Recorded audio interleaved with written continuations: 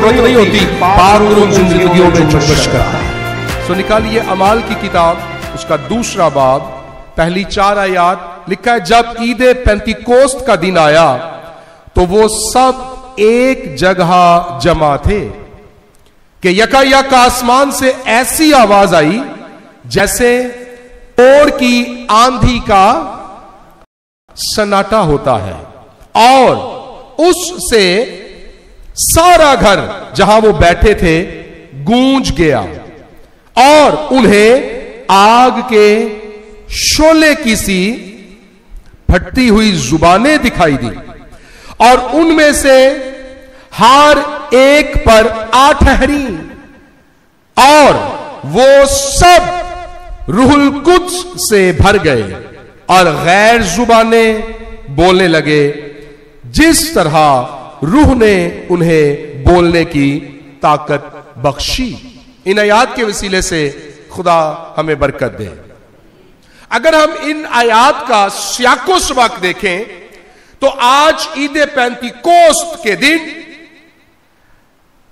हमें एक फैसला लेने की भी जरूरत है। सियाको सबक की रोशनी में हमें 2 ग्रुप्स नजर आते हैं। एक इनर सर्कल है और एक आउटर सर्कल के लोग हैं। जो अंदरूनी हल्के के लोग हैं, 120 की जमात, वो यीशु मसीह के सऊद फरमाने के बाद अगले 10 रोज तक, यानी ईद खमसीन या ईद पेंतिकोस्त के रोज तक मुसलसल दुआ में ठहरे हुए लोग थे। They were waiting upon the promise of the Lord. यीशु मसीह के उस वादे के मुंतजिर थे कि मैं जाता हूं और बाप से दरखास्त करूंगा और तुम्हारे लिए दूसरा मददगार भेजूंगा। तो जो अंदरूनी हल्के के लोग हैं, they are unite, they are praying with one accord, एक दिल होकर, यक दिल होकर, मुत्तहिद होकर दुआ कर रहे हैं। अंदरूनी हल्के के लोग दुआ करने वाले लोग हैं, मुत्तहिद लोग हैं, मुंतजिर लोग हैं, यीशु मसीह के वादों पर तकिया करने वाले लोग हैं। और ये वो लोग हैं जो दुआ के जरिए से एक कनेक्शन, एक राबता आसमानी बाप के साथ कायम किए हुए हैं। आज हमने देखना है कि हम किस हल्के के लोग हैं। दूसरा जो आउटर सर, बैरूनी हल्के के लोग, इसके अंदर एक बड़ा हजूम, ऐसी बड़ी भीड़ जो मोकर्स है, और ये लोग जोकर्स, मोकर्स यानी ठट्ठा करने वाले, मजाक उड़ाने वाले, अंदर के हल्के के लोग जब रूह कुदुस से भर गए, गैर जुबानें बोलने लगे, पाक रूह की मामूरी में दुआ कर रहे हैं, तो बाहर वाले क्या कहते हैं? आउटर सर्कल के लोग कहते हैं ये तो ताजा नए के नशे में है, वो हंसी मजाक कर रहे हैं, ठट्ठों में उड़ा रहे हैं। आज हमने सबसे पहले ईद पेंतिकोस्त के रोज ये फैसला लेना है कि हम रूह कुदुस की मामूरी में जिंदगियां गुजारने वाले हैं या फिर बाहर के हल्के वाले लोगों की तरह पाक रूह का मजाक उड़ाने वाले लोग हैं। So whether we are the soakers, सोख करने वाले, रूह कुदुस की हजूरी को एब्जॉर्ब करने वाले, जज़ब करने वाले, इनहेल करने वाले, ले लेने वाले, आज फैसला करना है whether we are the soccers of the Holy Spirit और we are the mockers of the Holy Spirit. हम मॉक करने वाले हैं, जुगत करने वाले हैं, ठट्ठा करने वाले हैं, रूल कुदुस पर उंगलियां उठाने वाले हैं, रूल कुदुस पर टॉन्ट करने वाले हैं, या फिर पाकरू को इनहेल करने वाले लोग हैं। आज ईद पेंटिकोस्ट के रोज मैं आपको इंकरेज करना चाहता हूं, चर्च को एडिफाई करना चाहता हूं कि आओ हम इनर हल्के के लोग बन जाए, रूल कुदुस से भरने वाले लोग बन जाए, पाक रूह के मुंतजिर हो कि खुदा की हजूरी में बैठ जाए कि खुदा मुझे भी अपने रूह से भर, मुझे भी अपनी हजूरी से भर, मुझे भी अपने मसा से भर।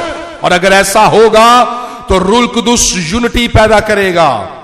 पाक रूह डिवीजन लेकर नहीं आता, इत्तेहाद का रूह है, सलामती का रूह है, खुदा की मोहब्बत का रूह है। रूल कुदुस के बारे में याद रखिए, पाक रूह का हसूल किसी इंसान की मर्जी और उसकी परफॉर्मेंस पर मौकूफ नहीं है कि हम परफॉर्म कितना अच्छा कर रहे हैं रूल कुदुस पाने के लिए। नहीं, रूल कुदुस का नज़ूल, पाक रूह की हजूरी, पाक रूह की मामूरी का मुकम्मल जो इन्हिसार है वो खुदा की मर्जी पर है। खुदा जिसको चाहता है अपना रूह बांटता है, और वो रूह नाप नाप कर नहीं देता, वो कसरत की बरकत अता फरमाता है। लेकिन अगर कोई मुंतजिर हो 10 रोज तक ये उसके मुंतजिर रहे और बिलाखिर उनकी जिंदगियों में खुदा का वादा पूरा हुआ। आओ अपनी जिंदगियों में खुदा के वादे के पूरे होने के मुंतजिर हो। खुदा का वादा यीशु मसीह ने रूल कुदुस की मार्फत 2000 साल पेशतर कलीसिया के जन्मदिन के मौके पर पूरा होता हुआ हमें नजर आता है। आओ आज अब हम भी उस वादे में शरीक हो और हमारी जिंदगियां कहीं महरूम ना रह जाए। दूसरी बात, रूल कुदुस के हमें बाइबल मुकद्दस में नाम भी मिलते हैं। वो खुदा का रूह है, वो पाक रूह है, वो यीशु का रूह है। रूल कुदुस के काम भी हमें मिलते हैं, रूल कुदुस के निशान भी मिलते हैं, रूल कुदुस की नेमतें भी मिलती हैं, रूल कुदुस के फल भी मिलते हैं, रूल कुदुस की खिदमतें भी हमें नजर आती हैं। तो बाइबल मुकद्दस का जो न्यू टेस्टामेंट है, ये रूल कुदुस के नज़ूल के बाद हमें कलीसिया के अंदर सुकूनत करता हुआ नजर आता है कि रूल कुदुस कलीसिया में सुकूनत करता है और फिर कलीसिया के अंदर खिदमतें, नेमतें, बरकतें, गिफ्ट्स की डिस्ट्रीब्यूशन करता है। तो खुदा नहीं चाहता कि कोई भी रहा हुआ मालूम हो, वो चाहता है कि हम सब रूह की मामूरी में जिंदगी गुजारें। सबसे ज्यादा अगर किसी को नजरअंदाज किया जाता है तो वो पाक रूह है। रूल कुदुस को कलीसियाओं में सिर्फ गीत गाने की हद तक रखा गया है, लेकिन जिंदगी गुजारने के हवाले से उसके साथ हमारी दोस्ती नहीं है। जितने खुदा के रूह की हदायत से चलते हैं वही सब तो खुदा के फर्जंद है, उसके बेटे हैं, उसकी बेटियां हैं, उसके लोग हैं, उसके घराने के लोग हैं जो उसके रूह की हदायत से चलते हैं। तो हमें पाक रूह की मामूरी, पाक रूह की हजूरी की हर सांस के साथ जरूरत है। याद रखिए, रूल कुदुस की जो मामूरी है ईमानदारों की जिंदगी का सांस है। और मैंने जो पॉइंट नोट किए चंद एक आपके सामने रखूंगा। रूल कुदुस चर्च का, कलीसिया का, ईमानदारों का सांस है, लेकिन रूल कुदुस बेईमानों की अदालत भी है, उनकी मौत है। ये ऐसा ही है जैसे सोने को जब भट्टी के अंदर डाला जाता है तो सोना कुंदन बन जाता है।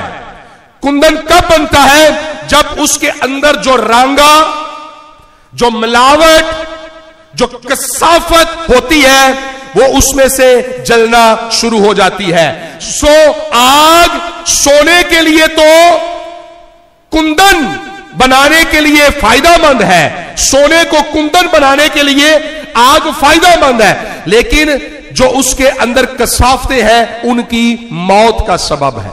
एक तरफ आग सोने को खालस कर रही है और दूसरी तरफ कसावतों को जलाकर खाकस्तर कर रही है। तो ईमानदार रूह कुदूस की हजूरी और मामूरी में निखरते जाते हैं, लेकिन बेईमानों की पाक रूह अदालत करता है। इसलिए यह अदालत का रूह भी है और चर्च को आज पाक रूह की कसरत से जरूरत है, इसलिए कि रूह कुदूस रोमियो 8वें बाब की 26वीं आयत के अंदर लिखा है कि रूह कुदूस शफाअत करता है। हमारी शफाअत के लिए पाक रूह हमारा मददगार है। जिस तौर से हमें दुआ करनी चाहिए हम नहीं जानते, रूह खुद हमारी रूह के साथ मिलकर आहें भर भर कर दुआ करता है, शफाअत करता है। तो एक तरफ तो पाक रूह कलीसिया के अंदर सुकूनत करता है और शफाअत करता है, दूसरी जानिब रूह कुदूस ये मुजरम ठहराता है। अगर आप मेरे साथ निकालिए यूहन्ना 8वां बाब, यूहन्ना की मार्फत लिखी की मुकद्दस इंजील और उसका 16वां बाब और उसकी 16वें बाब की 8वीं आयत। यूहन्ना की मार्फत लिखी की मुकद्दस इंजील क्या लिखा है यहां पर 16वें बाब की 8वीं आयत, और वो आकर दुनिया को गुनाह और रास्तबाजी और अदालत के बारे में कसूरवार ठहराएगा। गुनाह के बारे में इसलिए कि वो मुझ पर ईमान नहीं लाते, रास्तबाजी के बारे में इसलिए कि मैं बाप के पास जाता हूं और तुम मुझे फिर ना देखोगे, अदालत के बारे में इसलिए कि दुनिया का सरदार मुजरम ठहराया गया है। सो पाक रूह जहां ईमानदारों की शफाअत करता है वहां बेईमानों की अदालत करता है, बेईमानों को मुजरम ठहराता है, इसलिए कि उन्होंने खुदा के रूह को कबूल ना किया। वो आया तो सबके पास लेकिन सब ने उसे कबूल ना किया। एक शख्स, कुछ वक्त पहले भी मैंने ये मिसाल आपके सामने रखी थी, वो पहाड़ों पर रहता है और पहाड़ों पर रहने वाले शख्स को समुंदर का कोई तजर्बा नहीं है। उसे नहीं मालूम कि समुंदर कितना बड़ा होता है और कैसा होता है, उसका साहिल कैसा होता है, उसे कोई तजर्बा नहीं। लेकिन एक दिन वो पहाड़ों से उतरता है और शमाल से जुनूब की तरफ जाता है और जाकर अपनी आंखों से समुंदर का तजर्बा करता है और देखता है कि समुंदर कितना बड़ा है। फिर वो एक जार के अंदर समुंदर का पानी भरता है और उसको अपने कंधों पर उठाकर पहाड़ों पर चला जाता है और जाकर अपने लोगों को बताता है कि आज मैंने समुंदर को देखा है। कहते हैं हमें भी दिखा, और वो अपने जार में से समुंदर दिखाता है कि लो मैं समुंदर तुम्हारे पास लेकर आया। मेरी बात की समझ आ? बेशक उसके पास जार के अंदर थोड़ा सा पानी है, लेकिन उसके लोगों के लिए वो समुंदर है, क्योंकि एक शख्स है जिसने समुंदर का तजर्बा किया और वो जाकर लोगों को बताता है कि अगर कोई भरपूरी चाहता है, अगर कोई मामूरी चाहता है तो सबूत मैं लेकर आया हूं, चलकर मामूर हो जाए और अपने जार भी भर ले। हमारे बारे में कुरिन्थस की कलीसिया को पौलुस रसूल ने जब दूसरा खत लिखा, 4 बाब की 7वीं आयत के अंदर क्या लिखा है, निकालिए जरा। कुरिन्थस की कलीसिया के नाम पौलुस रसूल का खत, उसका जी दूसरा कुरिन्थियों उसका 4 बाब और उसकी 7वीं आयत, यहां पर लिखा है, लेकिन हमारे पास ये खजाना मिट्टी के बर्तनों में रखा है, ताकि ये हद से ज्यादा कुदरत हमारी तरफ से नहीं बल्कि खुदा की तरफ से मालूम हो। तो पूरे का पूरा समुंदर इन मिट्टी के बर्तनों में, इस जार के अंदर खुदा ने रखा है। बेशक खुदा का रूह लामहदूद है, लेकिन वो ईमानदारों में सकूनत करता है। इसलिए जब ये जार लेकर हम लोगों के पास जाएंगे तो जिनको तजर्बा नहीं है रूह की मामूरी का, रूह की हजूरी का, वो इन जार में रूह की सकूनत, पाक रूह की पाकीज़गी, रूह की जो मामूरी है उसको देखकर जानेंगे कि हां इनके अंदर रूह सकूनत करता है, पाक रूह रहता है। तो आओ ये खजाना इन मिट्टी के बर्तनों में है, लोगों तक लेकर जाएं जो अभी तक पाक रूह से ना आशना है, उन्हें मालूम नहीं है कि रूह कुदुस, खुदा का रूह, पाक रूह, यस्सु का रूह दर हकीकत है क्या। और वो हमारे इन जारों में से उनको नजर आएगा। रूह कुदुस जो है वो हमें इंटरनल जो लाइफ है, जो बातनी जिंदगी है वो बख्शता है। जिस्मानी जिंदगी के लिए हमें इंसानी रूह की जरूरत होती है।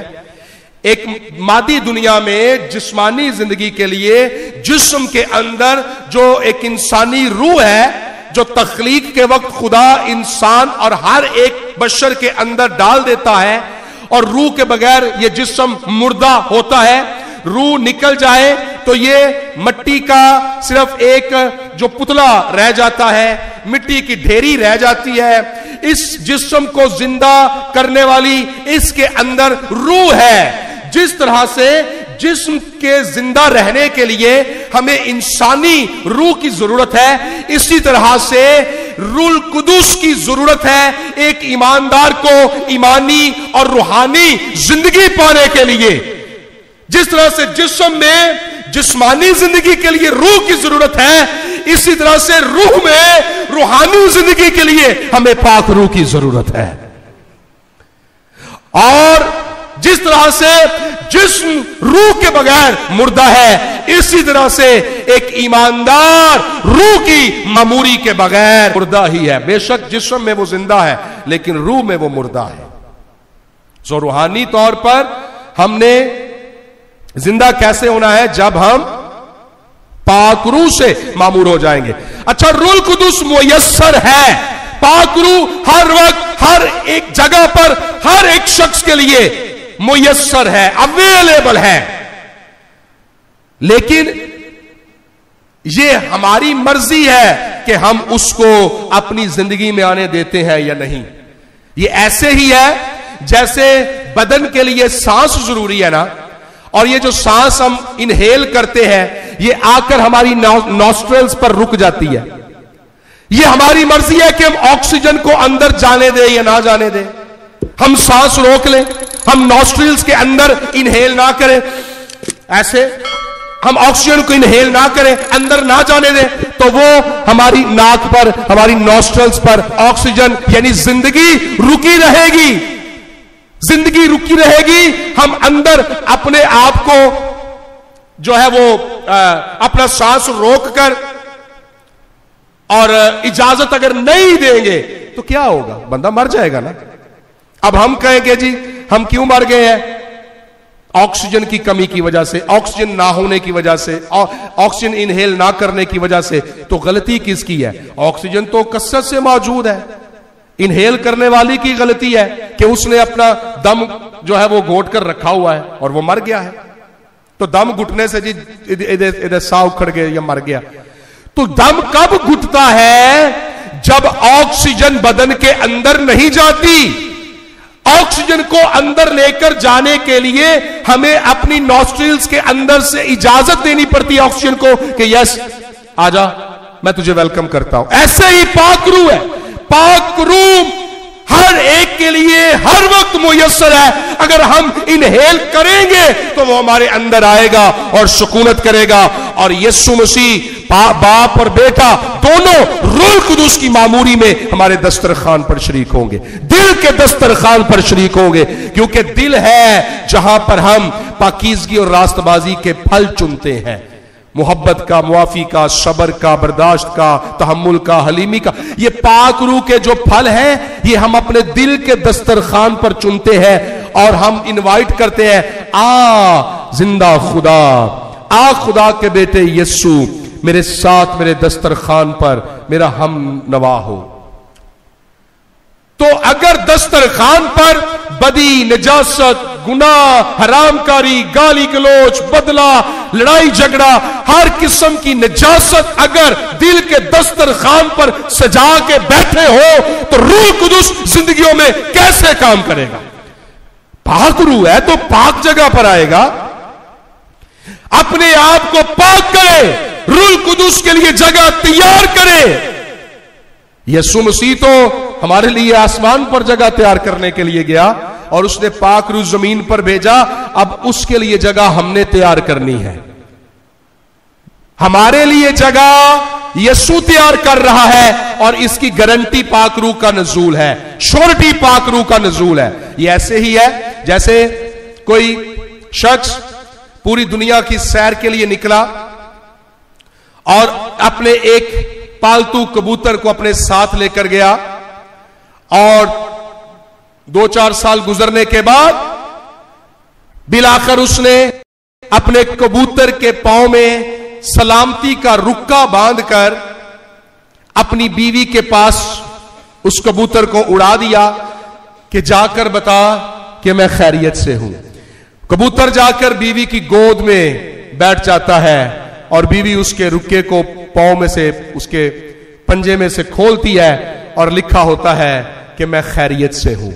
रूह कुदुस भी जब जमीन पर आता है तो हमें खैरियत का रुक्का देता है, दुल्हन के गोद में आकर बैठता है, दुल्हन के दिल में आकर सुकूनत करता है और रुक्का देता है, खुशखबरी देता है कि यीशु मसीह खैरियत से आसमान पर बाप के दाहिने जा बैठा है। वो हमारे लिए जगह तैयार कर रहा है। अपने आप को तैयार करो, वो तैयारी के साथ बादलों पर अपनी दुल्हन को लेने के लिए फरिश्तों के एक बड़ी गिरोह के साथ आने वाला है। तो अजीजों, आओ आज अपने आप को तैयार करें और रूह कुदुस को अपनी जिंदगियों में मौका दें। इंसान की दो ही तो बुनियादी जरूरतें हैं, हमारी दो ही जरूरतें हैं। एक मुआफी है और उसके लिए हमें ईद फसा की जरूरत है। फॉरगिवनेस, हम फॉरगिवनेस मुआफी चाहते हैं और मुआफी के लिए हमें ईद फसा की जरूरत है। मुआफी के लिए हमें यीशु मसीह के जी उठने, उसके कफारे की जरूरत है। यानी ईस्टर मनाते हैं और ये इस बात की अलामत है कि हमारे गुनाह मुआफ हुए। यीशु मसीह का कफारा कबूल हुआ, कफारा कामिल हुआ और बाप के हजूर में कबूल हुआ। तो एक इंसान की बुनियादी जरूरत है फॉरगिवनेस, मुआफी, और वो हमें मसीह यीशु में मिल जाती है। और दूसरी जो इंसान की जरूरत है वो है गुडनेस, उसकी भलाई। सो फॉरगिवनेस और गुडनेस।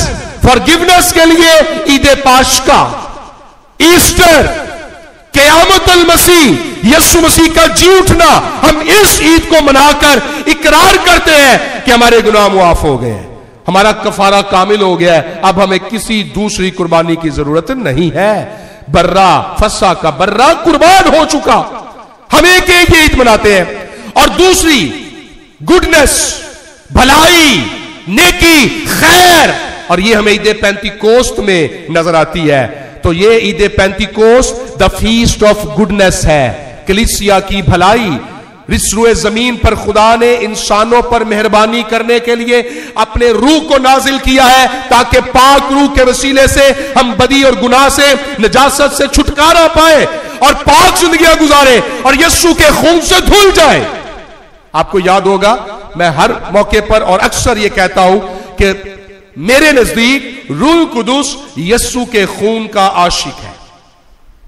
जहां यीशु का खून लग जाता है, पाक रूह को बुलाने की जरूरत नहीं होती, पाक रूह उन जिंदगियों में जुम्बश करता है, क्योंकि यीशु का खून गुनाहों से पाक करता है। और जहां पर बदियां और नजासतें धुल जाती है, पाकीज़गी आ जाती है, वहां पर पाक रूह खुद ब खुद ही जुम्बश करता है। और रूह कुदुस के जुम्बश करना कितना जरूरी है। पाक रूह का जुम्बिश करना, इब्रानी जुबान में एक लफ्ज जुम्बिश के लिए मरखेफ्त लफ्ज आया है, और यह लफ्ज उस वक्त आया पैदाइश की किताब में कि इब्तिदा में खुदा ने इब्तिदा में जमीन और आसमान को पैदा किया, और वहां पर लिखा बरेशत बारा एलोहीम वाहिद था शामय्यम वाहिद अर्ज, यानी खुदा ने इब्तिदा में जमीन और आसमान को पैदा किया इब्रानी जुबान में। और जमीन वीरान और सुनसान थी और गहराओं के ऊपर अंधेरा था, और खुदा की रूह मेरे खेफ तलपने हमायम पानियों पर जुम्बिश करती थी। और जो मेरे खेफ लफ्ज है उसका मतलब है जैसे मुर्गी अंडों को सीती है, ऐसे ही रूह कुदूस का जुम्बिश करना है, क्योंकि पाक रूह की जुम्बिश के वसीले से जो जमीन वीरान और बंजर थी, वीरान और सुनसान, उसके अंदर नूर पैदा हुआ, रूह की जुम्बिश। और खुदा का रूह पानियों की सतह पर जुम्बिश करता है। जुम्बिश करने के सबब से जमीन जो वीरान और सुनसान है, इस गहराव के ऊपर से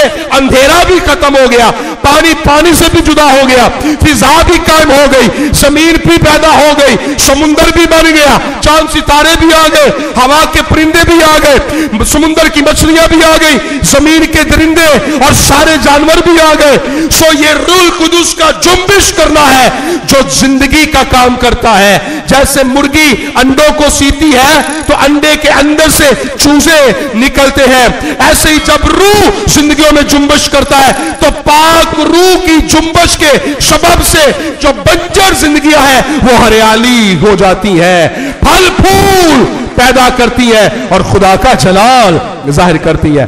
तो आज अगर हमारी जिंदगियों में सूखापन है, बंजरपन है, तो हमें पाक रूह की जरूरत है। रूह जुम्बिश करेगा तो जिंदगियों से खोखलापन, सूखापन, जो बैरननेस है, वीरानी है जिंदगियों में, खानदानों में, हालात में वीरानी है, मायूसी है, नाउमीदी है, कोई बरकत, कोई खुशी नहीं, खोखली जिंदगियां गुजार रहे हैं, तो पाक रूह से दोस्ती कर ले, रूह कुदूस से दोस्ती कर ले, पाक रूह को मौका दे।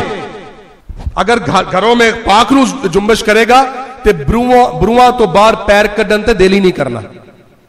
घर का माहौल अगर पाक होगा तो दिल करेगा घर ही रहिए। घर दिल भला क्यों नहीं लगता? क्योंकि घर का माहौल हमें चिकदा बाहर, हमें सुकून नहीं मिलता ना। तो सुकून लभन वास्ते असं यार बेली लभने हैं, बाहर निकलते हैं। हम यार दोस्त क्यों ढूंढते हैं? ताकि कुछ हंस खेड़ के आइए, हम कुछ वक्त गुजार के आए। ईवन के सवेर तो लग के 8 घंटे काम करने तो बाद भी घर पैर नहीं टिकते, इसलिए कि घर में कोई सुकून ही नहीं है, मजा ही नहीं आता। तो जे कितने आ भी जान तो किसी ने मुंह नहीं लाना, तो कल्ले मंजी ते पैर रहना, घर में सुकून ही नहीं है।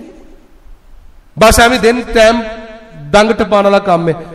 अगर पाक रूह जुम्बिश करे, घर में भी हंसी मजाक होगा, घर में भी सुकून होगा, घर में भी खुशी होगी, खुदा की बरकत होगी, दिल भिजेगा, जिया च दिल भिजेगा, दिल लगेगा, क्योंकि पाक रूह जुम्बिश कर रहा है।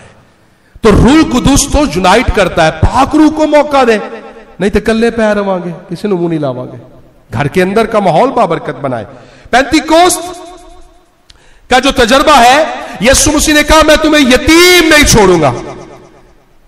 यहां पर ग्रीक में जो लफ्ज यतीम के लिए है ऑर्फानोस, जिससे अंग्रेजी में लफ्ज ऑर्फन यतीम लफ्ज आया है, ऑर्फानोस, ये जो लफ्ज है, यही लफ्ज सुकरात के शागिर्दों ने भी बोला था। जब सुकरात जहर का प्याला पी रहा था ना, तो उस वक्त में सुकरात के शागिर्दों ने कहा था कि उस्ताद तू हमें यतीम छोड़कर जा रहा है। यीशु मसीह ने कहा कि मैं तुम्हें हरगिज यतीम नहीं छोड़ूंगा, इसलिए कि मैं बाप से दरखास्त करूंगा और तुम्हें दूसरा मददगार बख्शूंगा। सारी दुनिया के अंदर सिर्फ चर्च के पास यह प्रिविलेज है, चर्च के पास प्रिविलेज है।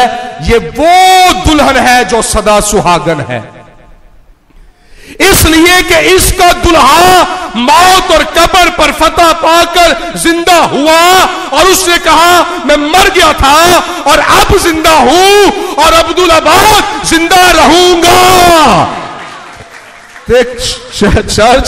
चर्च कलीसिया साडे सिर दा साईं सलामत है। जमीनी दुल्हे तो छोड़ जाएंगे और बेवाएं भी होती हैं और बच्चे यतीम भी होते हैं, पर चर्च ना तो बांझ है, ना बेवा है, ना यतीम है, क्योंकि ये मसीह की दुल्हन है। इसलिए चर्च में प्रोडक्शन का अमल भी जारी रहता है। रोज बरोज कलीसिया के अंदर लोग आते रहते हैं, बपतिस्मा लेते हैं, तौबा करते हैं, पैदा होते रहते हैं, चर्च ग्रो करता रहता है। रूह की मामूरी, रूह की हजूरी चर्च की का जो है वो हाल मार्क है, खासा है। बुद्धा के बारे में मैंने यहां पर लिखा, बुद्धा के शागिर्दों ने उससे बुद्धा ने अपने मरने से पहले अपने शागिर्दों से भला क्या कहा था। बुद्धा यीशु मसीह से तकरीबन 500 साल पहले महात्मा गौतम बुद्ध वो आया, तो उसके अपने मरने से पहले उसने अपने शागिर्दों से कहा, you must be your own light. भाई मैं तो कोई नूर दे के नहीं चला, अपने दीवे आप ही बालने जे। You must be your own light, तुसी खुद ही अपना दीवा आप बालना है, मतलब आपने अपना नूर खुद बनना है, मैं तो नूर शूर कोई नहीं है। यीशु मसीह ने क्या कहा, उसने कहा दुनिया का नूर मैं हूं, सिर्फ एक बंदे का नहीं, सिर्फ अपना आप ही नहीं, दुनिया का नूर मैं हूं, दुनिया का नूर मैं हूं।